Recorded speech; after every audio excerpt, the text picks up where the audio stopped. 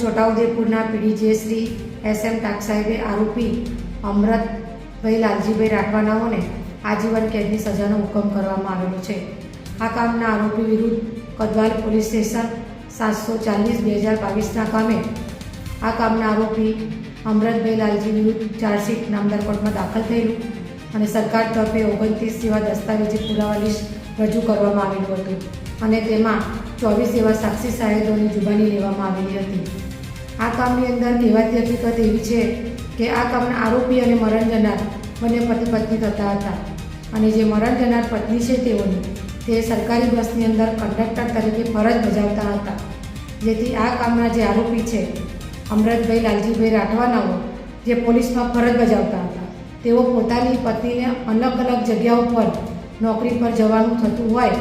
અને ડ્રાઈવર તરીકે ભાઈ ફરજ બજાવતા હોય, જેથી તેઓને તેમની પત્ની ઉપર શંકા વેમ રાખી અને તેઓ ફરજ ઉપર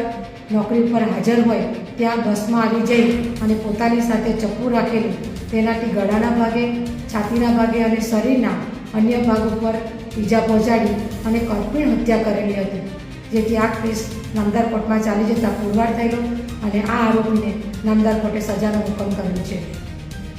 આ નામદાર કોર્ટે જે ચુકાદો આપેલો છે SM ટાક સાહેબે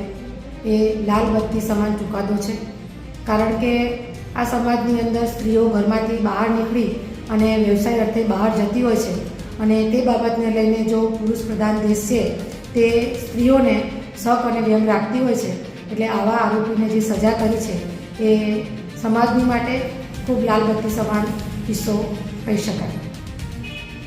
છોટાઉદેપુર જિલ્લા સરકારી વકીલ સોનલ દેવી દેસાઈ।